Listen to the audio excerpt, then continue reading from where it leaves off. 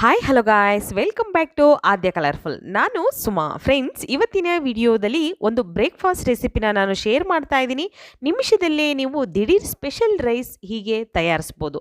ತುಂಬ ಈಸಿಯಾಗಿ ಮಾಡುವಂಥ ಒಂದು ಸ್ಪೆಷಲ್ ರೆಸಿಪಿನ ನಾನು ಶೇರ್ ಮಾಡ್ತಾ ಇದ್ದೀನಿ. ಸೊ ನೀವ್ಯಾರಾದರೂ ಫಸ್ಟ್ ಟೈಮ್ ನನ್ನ ಚಾನಲ್ಗೆ ವಿಸಿಟ್ ಮಾಡಿದರೆ ಪ್ಲೀಸ್ ನನ್ನ ಚಾನಲ್ನ ಸಬ್ಸ್ಕ್ರೈಬ್ ಮಾಡ್ಕೊಳ್ಳಿ, ಹಾಗೆ ಲೈಕ್ ಮಾಡಿ ಮತ್ತು ಶೇರ್ ಮಾಡಿ ಫ್ರೆಂಡ್ಸ್.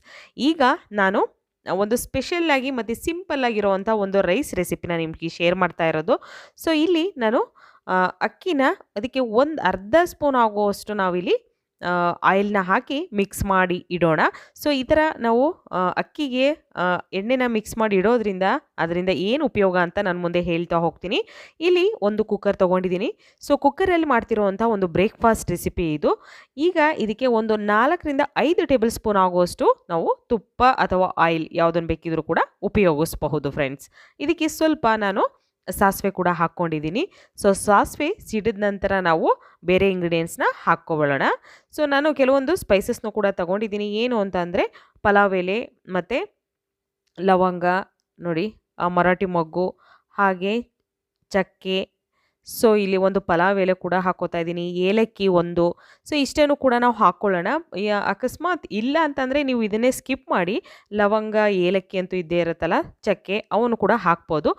ಪಲಾವ್ ಎಲೆ ಎಲ್ಲ ಹಾಕೋದ್ರಿಂದ ಒಂದು ಒಳ್ಳೆ ಘಮ ಇರುತ್ತೆ. ಹಾಗೆ ಇದಕ್ಕೆ ಒಂದು 3 ಹಸಿರು ಮೆಣಸಿನ್ಕಾಯಿನ ಹಾಕೋತಾ ಇದ್ದೀನಿ. ತುಂಬಾ ಸಿಂಪಲ್ಲಾಗಿ ಈ ಒಂದು ಸ್ಪೆಷಲ್ ರೈಸ್ನ ಖಂಡಿತ ತಯಾರಿಸಿ ಫ್ರೆಂಡ್ಸ್.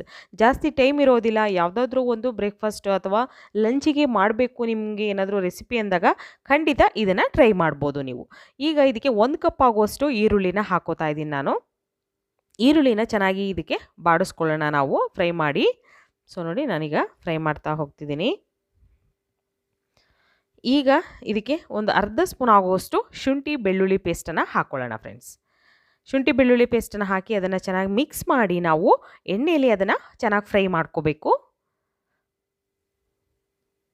ನೋಡಿ, ಈ ಥರ ಫ್ರೈ ಆದ ನಂತರ ಈಗ ನಾವು ಇದಕ್ಕೆ ನಾನು 1 ಕಪ್ ಆಗುವಷ್ಟು ಟೊಮ್ಯಾಟೊನ ಹಾಕ್ಕೋತಾ ಇದ್ದೀನಿ. ಅಂದರೆ ಅಲ್ಲಿ ಒಂದು ಮೀಡಿಯಮ್ ಸೈಜಲ್ಲಿರುವಂಥ ಒಂದು 2-3 ಟೊಮ್ಯಾಟೊ ತೊಗೊಂಡ್ರೆ ಸಾಕು, ಜಾಸ್ತಿ ಬೇಡ. ಯಾಕೆ ಅಂತಂದರೆ ಜಾಸ್ತಿ ಹಾಕೋದ್ರಿಂದ ಒಂದು ಹುಳಿ ಹುಳಿ ಥರ ಅನಿಸುತ್ತೆ, ಅದು ಅಷ್ಟು ಟೇಸ್ಟ್ ಬರೋದಿಲ್ಲ ಈ ರೈಸಿಗೆ. ಓಕೆ, ಈಗ ನಂತರ ನಾನು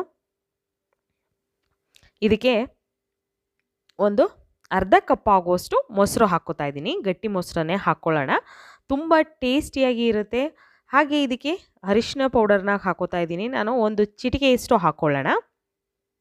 ತುಂಬ ಸಿಂಪಲ್ಲಾಗಿ ಮಾಡೋದು, ನಿಮಿಷದಲ್ಲೇ ನೀವು ದಿಢೀರ್ ಈ ಸ್ಪೆಷಲ್ ರೈಸ್ನ ಹೀಗೆ ತಯಾರಿಸಿ ಫ್ರೆಂಡ್ಸ್. ಯಾವುದೇ ವೆಜಿಟೇಬಲ್ಸ್ ಇರಲ್ಲ, ಆಗ ಏನಾದರೂ ಒಂದು ರೈಸ್ ಬಾತು ಅಥವಾ ಏನೋ ಒಂದು ಮಾಡಬೇಕು ಅಂದಾಗ ಖಂಡಿತವಾಗ್ಲೂ ನೀವು ಈ ಥರ ಒಂದು ರೆಸಿಪಿನ ಟ್ರೈ ಮಾಡ್ಬೋದು.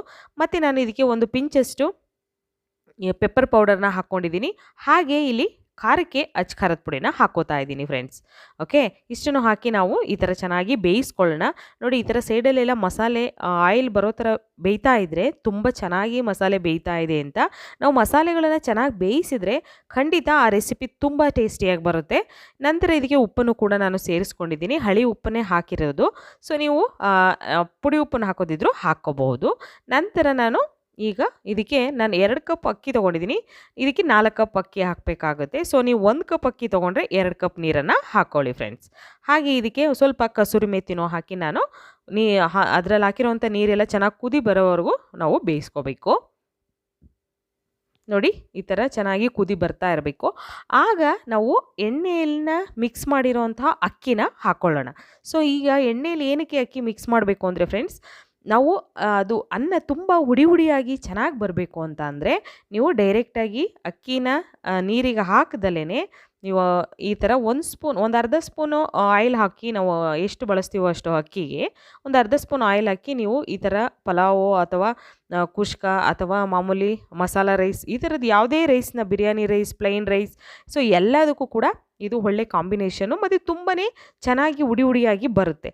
ಅದಕ್ಕೋಸ್ಕರ ನಾನು ಅಕ್ಕಿಗೆ ಸ್ವಲ್ಪ ಎಣ್ಣೆನ ಹಾಕಿ ನಾನು ಇವತ್ತು ಮಾಡ್ತಿರೋವಂಥ ಒಂದು ಸಿಂಪಲ್ ಸ್ಪೆಷಲ್ ರೈಸಿಗೆ ಮಾಡ್ತಾಯಿದ್ದೀನಿ. ನಂತರ ಇದಕ್ಕೆ ಕೊತ್ತಂಬರಿ ಸೊಪ್ಪು ಒಂದು ಹಿಡಿಯಷ್ಟು ಹಾಕ್ಕೊಂಡಿದ್ದೀನಿ. ಸೊ ಹಾಕಿ ಇದನ್ನು ಲಿಡ್ ಕ್ಲೋಸ್ ಮಾಡಿ ನಾವು 2 ವಿಷಲ್ಸ್ ಮಾಡ್ಕೊಳ್ಳೋಣ. ಸೊ ಸಾಮಾನ್ಯವಾಗಿ ನೀವು ಮನೆಯಲ್ಲಿ ಅನ್ನಕ್ಕೆ ಎಷ್ಟು ವಿಷಲ್ ಮಾಡಿಸ್ಕೋತೀರೋ ಅಷ್ಟಾದರೆ ಸಾಕಾಗುತ್ತೆ. ಯಾಕೆಂದರೆ ಇದರಲ್ಲಿ ನಾವು ವೆಜಿಟೇಬಲ್ಸ್ ಏನೋ ಹಾಕ್ತಲೇ ಮಾಡಿರೋವಂತಹ ಒಂದು ಸ್ಪೆಷಲ್ ರೈಸ್ ಇದು. ಸೊ ನೋಡಿ ತುಂಬ ಸಿಂಪಲಾಗಿ ಈಗ ವಿಷಲ್ ಹೋದ್ಮೇಲೆ ನಂತರ ನಾನು ಓಪನ್ ಮಾಡಿ ತೋರಿಸ್ತಾ ಇದ್ದೀನಿ. ಸೊ ನೋಡ್ಬೋದು ನೀವು ಎಷ್ಟು ಚೆನ್ನಾಗಿ ಅನ್ನ ಹರಳ್ಕೊಂಡಿದೆ ನೋಡಿ, ಎಲ್ಲೂ ಮೆತ್ತಗಾಗಿಲ್ಲ, ತುಂಬಾ ಚೆನ್ನಾಗಿ ಬರುತ್ತೆ. ಸೊ ಇದನ್ನು ಒಂದು ಪ್ಲೇಟಿಗೆ ಸರ್ವ್ ಮಾಡ್ಕೊಳ್ಳೋಣ. ನಿಮಿಷದಲ್ಲೇ ದಿಢೀರ್ ಸ್ಪೆಷಲ್ ರೈಸ್ನ ನೀವು ಕೂಡ ಹೀಗೆ ತಯಾರಿಸಿ ನೋಡಿ ಫ್ರೆಂಡ್ಸ್. ತುಂಬಾ ಸಿಂಪಲಾಗಿ ಮಾಡುವಂಥ ಒಂದು ಸ್ಪೆಷಲ್ ಸಿಂಪಲ್ ರೈಸ್, ಕುಷ್ಕ ಅಂತ ಕೂಡ ಹೇಳ್ಬೋದು, ಕುಸ್ಕ ರೈಸ್ ಅಂತ. ಸೊ ನೀವು ಕೂಡ ಮನೇಲಿ ಟ್ರೈ ಮಾಡ್ತೀರಾ ಅಂತ ಭಾವಿಸ್ತೀನಿ. ಓಕೆ, ಇವತ್ತಿನ ವಿಡಿಯೋನ ಇಲ್ಲಿಗೆ ಮುಗಿಸೋಣ. ಬಾಯ್.